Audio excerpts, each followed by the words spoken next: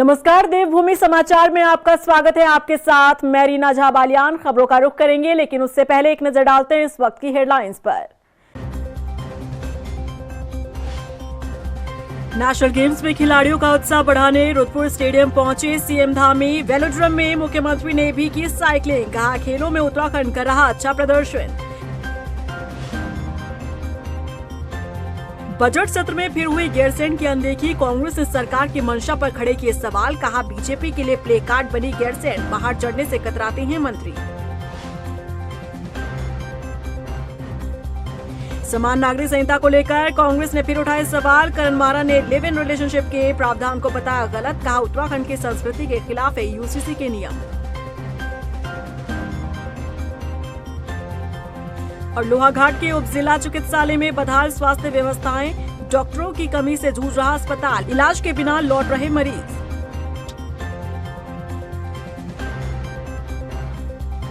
चलिए बुलेटिन की शुरुआत कर लेते हैं। 38वें नेशनल गेम्स के 10वें दिन CM Pushkar Singh Dhami Rudrapur sports stadium पहुंचे और इस दौरान सीएम धामी ने साइकिलिंग का लुत्फ उठाते हुए खिलाड़ियों का हौसला बढ़ाया, जिसके बाद उन्होंने ट्रैक पर पहुंचकर टेक्निकल टीम और खिलाड़ियों से मुलाकात की। वहीं पुरुष वर्ग में ट्रैक साइकिलिंग प्रतियोगिता की टीम को मेडल भी बांटे। इस दौरान सीएम धामी ने कहा कि नेशनल गेम्स में उत्तराखंड अच्छा प्रदर्शन कर रहा है। 14 फरवरी को हल्द्वानी में राष्ट्रीय खेलों का समापन समारोह होगा, जहां पर गृह मंत्री अमित शाह शिरकत करेंगे। ये हमारे लिए बहुत गौरवशाली समय है, हमारा गौरवशाली क्षण है प्रदेश के लिए कि इस समय में राष्ट्रीय खेलों का आयोजन हो रहा है। और मैं पिछले 3 दिनों से मैं भी लगातार देहरादून में मैंने शूटिंग रेंज पर भी मैं गया था। मैंने खिलाड़ियों के साथ दिन का भोजन भी किया था। शाम को बैडमिंटन प्रतियोगिता के समापन अवसर पर भी मैं उपस्थित था। तो पूरे प्रदेशवासियों में एक अलग प्रकार का वातावरण है, बहुत ही शानदार। और मैं कहूँ कि लोग आनंद ले रहे हैं, हमारे नौजवान सब प्रेरित हो रहे हैं, युवा बच्चे। वहीं राष्ट्रीय खेलों के तहत पौड़ी जिले में स्थित फूलचट्टी में गंगा नदी में आयोजित कैनो एक्सट्रीम स्लालोम प्रतियोगिता का आयोजन किया गया। आपको बता दें कि यहां पर कयाक क्रॉस सब कैटेगरी में उत्तराखंड ने दूसरा स्थान हासिल किया। पुरुष वर्ग में मेघालय के विकास राणा और महिला वर्ग में मध्य प्रदेश की करिश्मा दीवान पहले स्थान पर रहे और जबकि एसएसबी की नवीन कुमार तीसरे स्थान पर रहे। शीर्ष खिलाड़ियों को खेल मंत्री रेखा आर्य ने मेडल देकर शुभकामनाएं दी। उत्तराखंड आए उत्तर प्रदेश के मुख्यमंत्री योगी आदित्यनाथ यमकेश्वर के तल्ला बनास गांव पहुंचे। यहां सीएम योगी ने मां गढ़वासिनी के मंदिर में मूर्ति का प्राण प्रतिष्ठा किया और वहीं मुख्यमंत्री योगी ने आनंद सिंह बिष्ट स्मृति पार्क में 100 फीट तिरंगे और 2 दिवसीय किसान मेले का उद्घाटन किया। इसके बाद सीएम योगी अपने पैतृक गांव पंजूर पहुंचे, जहां वो अपनी भतीजी की शादी में शामिल हुए। उत्तराखंड का बजट सत्र ग्रीष्मकालीन राजधानी गैरसैंण की जगह देहरादून में आयोजित होने जा रहा है, जिसे लेकर अब विपक्ष सत्ता पक्ष पर निशाना साध रहा है।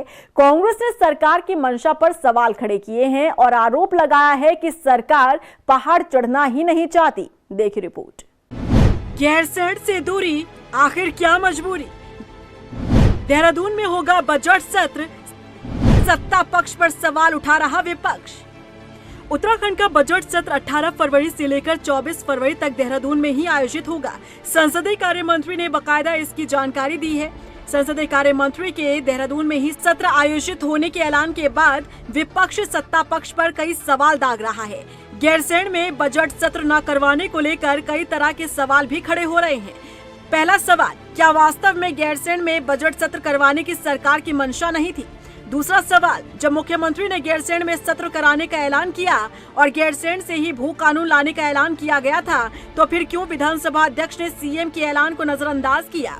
क्यों महज 15 दिन पहले ही गैरसैंण में ई विधानसभा का काम शुरू किया गया? क्या विधानसभा अध्यक्ष भी बजट सत्र का आयोजन गैरसैंण में नहीं चाह रही थी? अगर मंशा थी गैरसैंण में सत्र करवाने की, तो काम पहले पूरा क्यों नहीं करवाया गया? सवाल ये भी उठ रहा है कि इस बार विधायकों को भी गैरसैंण में सत्र करवाने के लिए आखिर पत्र लिखने की आवश्यकता क्यों नहीं पड़ी? कभी ठंड के चलते, कभी चारधाम यात्रा के चलते और कभी विधानसभा में काम के चलते गैरसैंण में सत्र नहीं हो रहे हैं। गैरसैंण में विधानसभा सत्र क्यों नहीं हो सकता? विधानसभा अध्यक्ष ने इसे लेकर क्या कुछ अपील सरकार से की थी और विधानसभा अध्यक्ष की अपील पर सरकार ने फैसला लिया। संसदीय कार्य मंत्री प्रेमचंद अग्रवाल इसे लेकर क्या बयान दे रहे हैं, सुनिए। देहरादून का प्रोसेस पूरा हो गया है, भराड़ी सैन का अभी पूरा नहीं हो पाया है। उसमें डिजिटाइजेशन के अलावा आप पत्रकारों ने ये भी महसूस किया होगा कि वहाँ साउंड एको करती है। तो इसलिए इस बार सरकार से मैं निवेदन करना चाहूँगी कि हमारे जो सत्र होने जा रहा है वो देहरादून में किया जाए, क्योंकि अभी विधानसभा सचिवालय पूरी तरह से वहाँ तैयार नहीं है। हमने भी ये समझा कि यदि हम लोग वहाँ पे सत्र करते हैं तो स्वाभाविक रूप से जो हमारे माननीय विधायकगण हैं, अन्य साथीगण हैं, उनको दिक्कत हो सकती है, आप जैसे लोगों को भी दिक्कत हो सकती है। तो हमने माननीय अध्यक्ष विधानसभा से आग्रह ये किया कि यदि वो वहाँ हम लोग सत्र कराने की स्थिति में हैं तो हम वहाँ कराएंगे। उसके बावजूद यदि माननीय अध्यक्ष जी ने कहा कि वहाँ पे काम चल रहा है तो आप स्वाभाविक है, समझ सकते हैं। विधानसभा अध्यक्ष रितु खंडूड़ी का क्या कुछ कहना है और प्रेमचंद अग्रवाल का क्या कुछ बयान सामने आया है, ये आपने सुना। लेकिन कांग्रेस प्रदेश अध्यक्ष करण माहरा का कहना है कि ये दुर्भाग्यपूर्ण है कि मुख्यमंत्री पुष्कर सिंह धामी पहले ऐलान वो करते हैं कि बजट सत्र ग्रीष्मकालीन राजधानी गैरसैंण में ही होगा, लेकिन ना तो ग्रीष्मकालीन राजधानी में सत्र का आयोजन हो रहा है और ना ही सरकार वहाँ बैठती है। इससे ये साफ होता है कि बीजेपी के लिए केवल गैरसैंण प्ले कार्ड है, इसके अलावा और कुछ नहीं। दुर्भाग्यपूर्ण है और बीजेपी का चेहरा एक बार फिर बेनकाब हुआ है। मैं बार बार आप लोगों के माध्यम से कहते रहा कि गैरसैंण जो है इनके लिए एक प्ले कार्ड है राजनीति का, और इन्होंने ठीक चुनाव से पहले 2022 में 24 से पहले ना 2022 से पहले इन लोगों ने विधानसभा में ये पारित कराया कि ये ग्रीष्मकालीन राजधानी होगी। तब से एक भी सत्र गैरसैंण में नहीं किया है। कभी ये चारधाम यात्रा के बहाने से, कभी किसी बहाने से वहाँ को टालते रहे हैं, और अब ये फिर एक नया बहाना किया है कि सब पेपर्स की उससे हम नहीं करना चाहते काम, हम यहाँ करेंगे। तो आपको 3 साल में आप क्या उसको विधानसभा को इस लायक नहीं बना पाए थे गैरसैंण की, जो आपको ये सब बहाने करने पड़ रहे हैं। उत्तराखंड की ग्रीष्मकालीन राजधानी गैरसैंण में एक बार फिर बजट सत्र आयोजित नहीं होगा, जिसके बाद से विपक्ष सरकार की मंशा पर सवाल खड़े कर रहा है। ऐसे में देखना होगा कि आखिर सरकारी अमला गैरसैंण की चढ़ाई कब करता है। टाइम टीवी के लिए देहरादून से मनीष डंगवाल की रिपोर्ट। प्रदेश के दुग्ध विकास मंत्री सौरभ बोगुणा ने नवनियुक्त 12 राजकीय दुग्ध पर्यवेक्षकों को नियुक्ति पत्र सौंपे हैं। उन्होंने नवनियुक्त राजकीय दुग्ध पर्यवेक्षकों को बधाई देते हुए अपना दायित्व जिम्मेदारी से निभाने की बात कही, और इसके बाद मंत्री ने आंचल दुग्ध की कार्य योजना को लेकर मंत्री सौरभ बोगुणा ने अधिकारियों के साथ बैठक की, जिसमें मंत्री ने आंचल दुग्ध और दुग्ध उत्पादों की कम बिक्री पर नाराजगी जताते हुए जरूरी दिशा निर्देश दिए। लगातार कोशिश यही है, जो हमारे माननीय मुख्यमंत्री जी की सोच है कि युवाओं को रोजगार से जोड़ा जा सके, उत्तराखंड में जो बेरोजगारी है उसको कहीं ना कहीं दूर किया जा सके और एक मौका मिले हर व्यक्ति को अपने उत्तराखंड सरकार के साथ जुड़ के काम करने के लिए, उत्तराखंड को आगे बढ़ाने के लिए। हमने कल जो है हमने परसों गन्ना पर्यवेक्षकों को 54 गन्ना पर्यवेक्षकों को हमने नियुक्ति पत्र बांटे थे।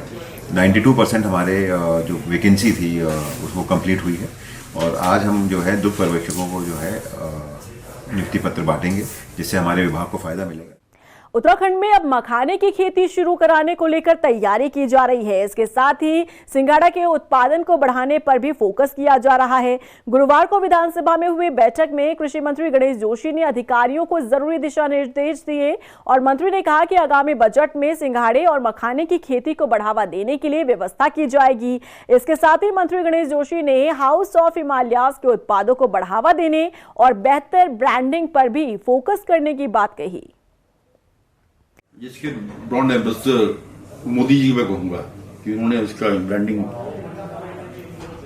इन्वेस्टर समिट में की थी, और आज उसकी इतनी डिमांड हो रही है। यही नहीं, विदेश में भी लोग उसकी फ्रेंचाइजी मांग रहे हैं। उसका उत्पाद कैसे बढ़े और उसकी क्वालिटी कैसे मेंटेन रहे, और उसकी मार्केटिंग को लेकर हमने कोऑपरेटिव एग्रीकल्चर और रूरल डेवलपमेंट, क्योंकि ग्राम विकास के हमारे ऑफिस में जो है उसके उसमें आता है। एक हमने बृहद बैठक इसमें की है। उत्तराखंड में यूसीसी को लेकर विपक्ष ने कई सवाल उठाए हैं। कांग्रेस प्रदेश अध्यक्ष करण माहरा ने समान नागरिक संहिता का विरोध करते हुए इस कानून को उत्तराखंड के लिए गलत बताया। उन्होंने कहा कि बीजेपी उत्तराखंड को बैंकॉक बनाना चाहती है। कोई माता पिता नहीं चाहेगा उनकी बेटियां बिना विवाह के किसी के साथ लिव इन रिलेशनशिप में रहे। उत्तराखंड की संस्कृति इसकी इजाजत नहीं देती।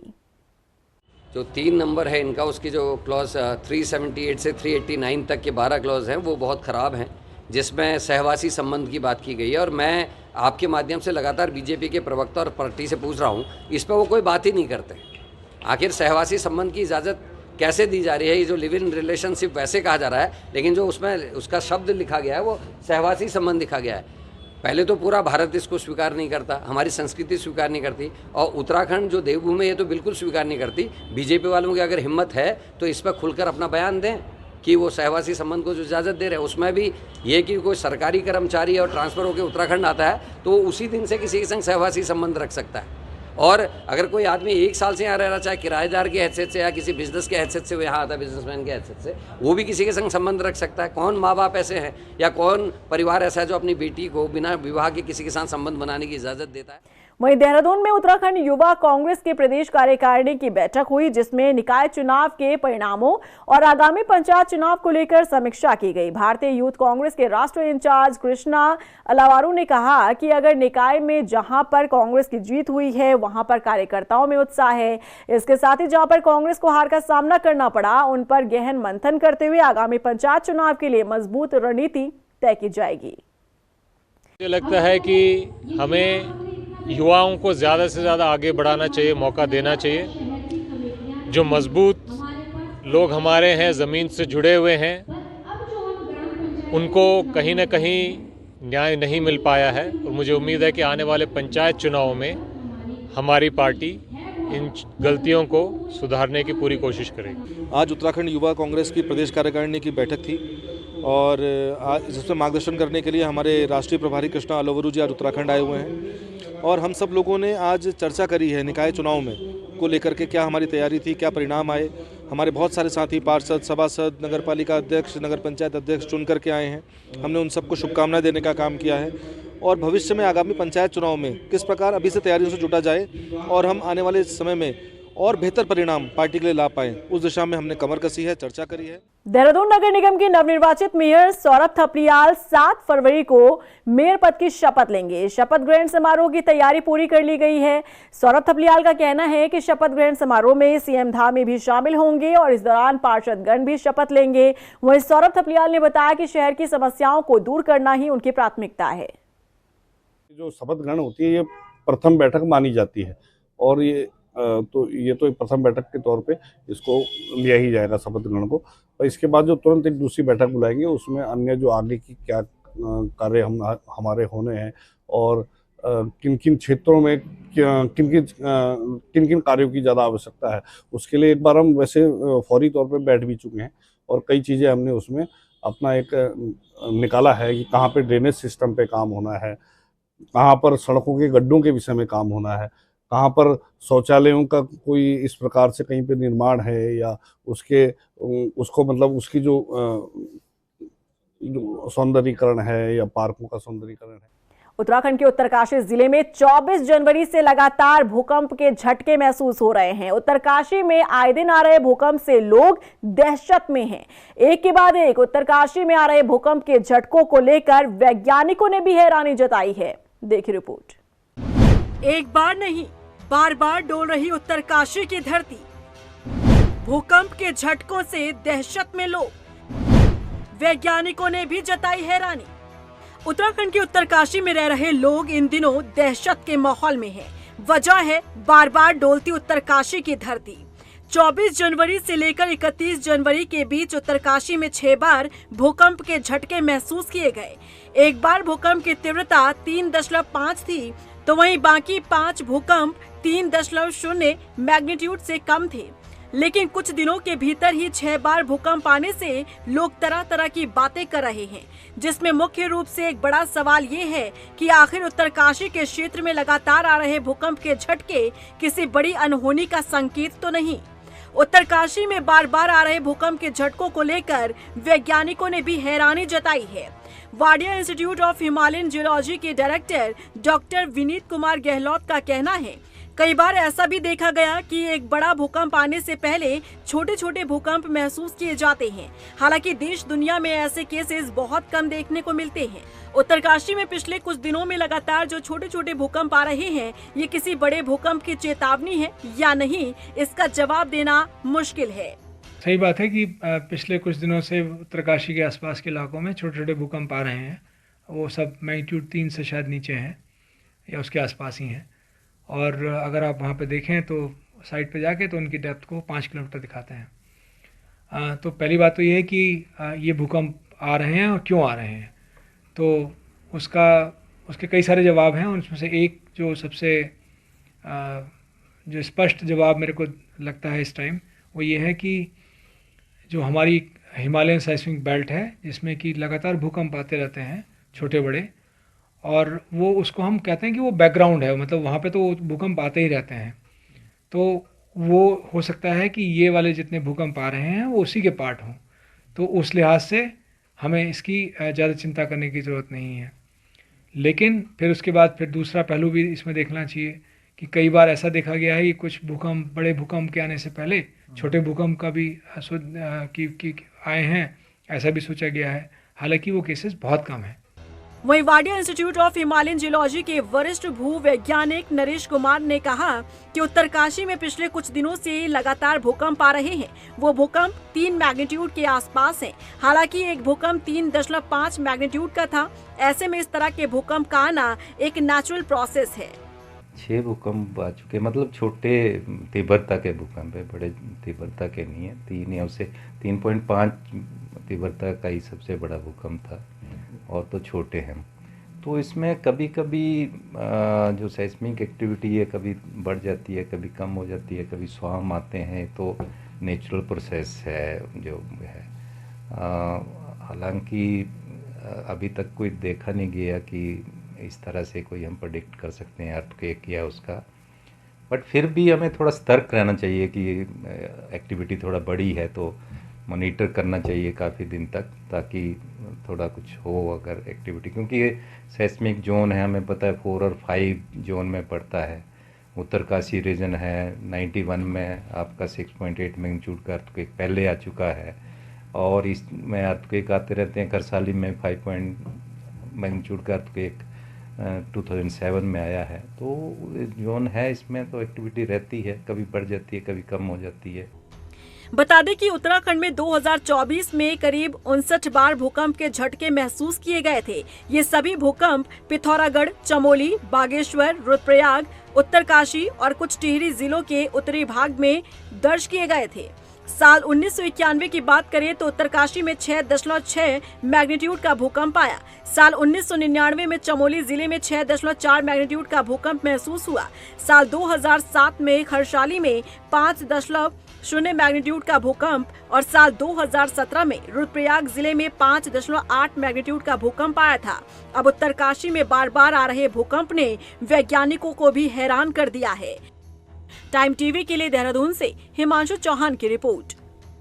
लोहाघाट का उपजिला अस्पताल बदहाली में है। आपको बता दें, स्वास्थ्य सेवाओं के चलते ग्रामीण परेशान हैं। आलम यह है कि डॉक्टरों के अभाव के चलते बुजुर्गों को वापस यहां से लौटना पड़ रहा है। लोगों ने बताया कि गर्भवती महिलाएं भी करीब 8 किलोमीटर पैदल चलकर अस्पताल पहुंचती हैं, लेकिन डॉक्टर नहीं होने की वजह से उन्हें जिला अस्पताल के लिए रेफर कर दिया जाता है। ऐसे में ग्रामीण उपजिला अस्पताल पर ताला जड़ने की मांग कर रहे हैं। गांव सील का हूँ, मेरा नाम दीवान सिंह बिष्ट है। तो मैं ये हॉस्पिटल एक ऐसा बन गया है सर, ये रिफेयर सेंटर बन गया। ये नहीं, परसों ही एक हमारे साथ एक केस हुआ, मेरी बहू गई यहाँ, इन्होंने 6 महीने तक अल्ट्रासाउंड किया, पता नहीं क्या किया, ऐसा किया। इन्होंने रेफर कहाँ किया, सीधे चंपावत किया। चंपावत मैंने अपनी बहू को देखो बच्चा हमारे साथ हुआ, बच्चा खत्म हुआ निकला, और वो खटीमा जाकर के हमने प्राइवेट में किया। उत्तराखंड में संस्कृत ग्राम बनाने की योजना अब परवान चढ़ने लगी है। राज्य के संस्कृत शिक्षा विभाग ने संस्कृत प्रशिक्षकों के आवेदन के लिए विज्ञापन जारी कर दिया है। राज्य में जल्द ही संस्कृत ग्राम योजना के तहत संस्कृत का प्रशिक्षण शुरू हो जाएगा। राज्य के संस्कृत शिक्षा सचिव दीपक कुमार के मुताबिक राज्य के 13 गांव से इस योजना की शुरुआत की जा रही है।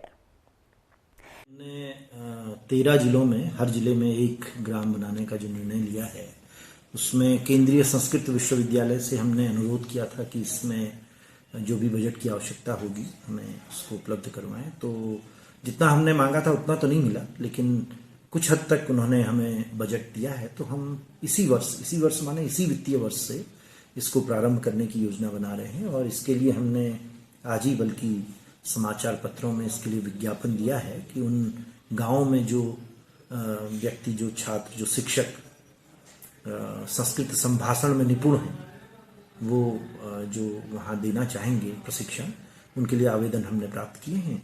और 24 फरवरी इसकी अंतिम हमने दिनांक रखी है और मार्च प्रथम सप्ताह में हम उन सभी अभ्यर्थियों का इंटरव्यू लेकर के इसको निस्तारित करेंगे। और उम्मीद है कि होली के उपरांत इसी मार्च 2025 में ही हमारा ये सभी 13 जनपदों में हम इसको प्रारंभ कर पाएंगे।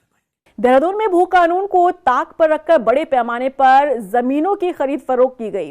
राजस्व विभाग की जांच में गड़बड़ी सामने आने के बाद 300 बीघा जमीन को प्रशासन ने कब्जे में लिया है, जबकि 750 बीघा जमीन को ZALR एक्ट के तहत कब्जा वापसी की प्रक्रिया शुरू कर दी गई। इसमें पैसिफिक गोल्फ स्टेट की 12.7 हेक्टेयर और जेपी ग्रुप की 4.5 हेक्टेयर जमीन भी शामिल है। तो कुछ केसेस में पाया गया कि या तो परमिशंस ली नहीं गई और 250 स्क्वायर मीटर से ज़्यादा क्रय करते हुए व्यक्तियों द्वारा उसका इस्तेमाल किया जा रहा है, या फिर एक ही हाउस होल्ड में विभिन्न नामों के अंतर्गत परिवार सदस्यों के नाम पर आवासीय प्रयोजन हेतु भूमि ले ली गई है। So this all cases amount to land fraud and irregularities. So honourable CM का और हमारी स्टेट गवर्नमेंट का इसमें प्रयास है कि जिन प्रयोजनों के लिए ज़मीनें क्रय की गई हैं इन हेक्टेयर्स एंड एकर्स, वो धारा हमारी 154 होती है एज पर ZALR, या तो उस पर उस प्रयोजन का इस्तेमाल नहीं किया गया है with in a time period of 2 years, या फिर उस प्रयोजन से भिन्न अन्य प्रयोजनों में उसको डाइवर्ट कर दिया गया है विदाउट परमिशन। तो उन सभी जमीनों को राज्य सरकार में जिला प्रशासन में निहित किया जाएगा। रुड़की के नारसन ब्लॉक में प्रधानमंत्री आवास योजना के लाभार्थियों का सर्वे तेजी से शुरू हो चुका है। गांव-गांव जाकर टीम लाभार्थियों का सर्वे कर रही है। नारसन ब्लॉक में 2023 से 24 में 402 आवासों का लक्ष्य पूरा हो चुका है। नारसन खंड विकास अधिकारी सुभाष सैनी ने बताया कि इस बार आवास के सर्वे को लेकर कुछ अलग से पैरामीटर तय किए गए हैं। उन्होंने बताया कि प्रधानमंत्री आवास योजना में मोटर युक्त 3 पहिया वाहन या चौपहिया वाहन रखने वाला लाभार्थी पात्र नहीं माना जाएगा। जो पुराने प्रधानमंत्री आवास का हमारा लक्ष्य रखा गया था, 402 का लक्ष्य था, वह 402 का लक्ष्य हमने समय रहते हुए पूर्ण करा दिया गया है। अब हमारा 2025-26 में नए प्रधानमंत्री आवास का सर्वे चल रहा है। सर्वे एक ग्राम पंचायत में एक सर्वे रहा है हमारा, और जो ग्राम पंचायतों में नियुक्त कर दिए गए हैं, आज तक हमारा 63 ग्राम पंचायतों में 109 परिवारों का सर्वे हो चुका है। पचवादून के विकासनगर में गौ तस्कर और पुलिस के बीच एक बार फिर से मुठभेड़ हुई, जिसमें पुलिस ने गौकशी की घटना में फरार 2 आरोपियों को गिरफ्तार किया। SSP अजय सिंह ने बताया कि बुधवार को मुठभेड़ के बाद एक आरोपी फरार हो गया था, जिसकी धरपकड़ लगातार जारी थी, और इस बीच पुलिस ने चेकिंग के दौरान मामले में 2 और आरोपियों को गिरफ्तार किया।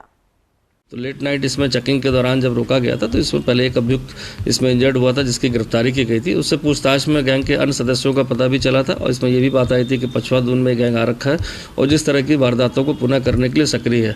कल देर रात्रि भी जो है इसमें चेकिंग के दौरान इसमें एक बदमाश इसमें इंजर्ड हुआ और एक की इसमें अरेस्ट की गई। तो टोटल 3 लोग को इसमें अब तक गिरफ्तार किया गया। इसमें अभी 2 नाम और प्रकाश में आ रहे हैं, जो इस तरह से इन तरह की वारदातों में पूर्व में भी रहे हैं, और जो घटना गौकशी की हुई थी 2 उसमें भी शामिल रहे। तो उसके लिए भी हमारी टीम उनकी गिरफ्तारी के लिए प्रयासरत है।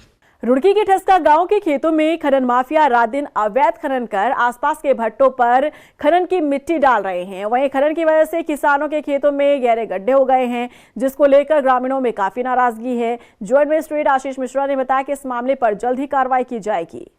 प्रकरण जो है मेरे संज्ञान में आया है और मेरे द्वारा अपर तहसीलदार और संबंधित कानूनगो और पटवारी को निर्देशित किया गया है कि मौके पे जाके जो है स्थलीय निरीक्षण करेंगे, पैमाइश करेंगे और जो भी दोषी हैं आसपास में उनके खिलाफ जो है कार्रवाई करने के लिए डीएमओ को लेटर भी प्रेषित किया जाएगा। और इसके साथ साथ डीएमओ से मेरी टेलीफोन पे दूरभाष पे वार्ता भी हुई है और मैंने उन्हें भी निर्देशित किया कि मौके पे एक बार जो है विजिट करके एक बार स्थलीय निरीक्षण करें। और इसी के साथ फिलहाल इस बुलेटिन में बस इतना ही, लेकिन चलते चलते एक नजर डालते हैं इस वक्त की हेडलाइंस पर। नेशनल गेम्स में खिलाड़ियों का उत्साह बढ़ाने रुद्रपुर स्टेडियम पहुंचे सीएम धामी। वेलोड्रम में मुख्यमंत्री ने भी की साइकिलिंग, कहा खेलों में उत्तराखंड कर रहा अच्छा प्रदर्शन। बजट सत्र में फिर हुई गैरसैंण की अनदेखी, कांग्रेस ने सरकार की मंशा पर खड़े किए सवाल, कहा बीजेपी के लिए प्ले कार्ड बनी गैरसैंण, बाहर चढ़ने से कतराते हैं मंत्री। समान नागरिक संहिता को लेकर कांग्रेस ने फिर उठाए सवाल, करण मारा ने लिव इन रिलेशनशिप के प्रावधान को बताया गलत, कहा उत्तराखंड की संस्कृति के खिलाफ है यूसीसी के नियम। और लोहाघाट के उप जिला चिकित्सालय में बदहाल स्वास्थ्य व्यवस्थाएं, डॉक्टरों की कमी से जूझ रहा अस्पताल, इलाज के बिना लौट रहे मरीज।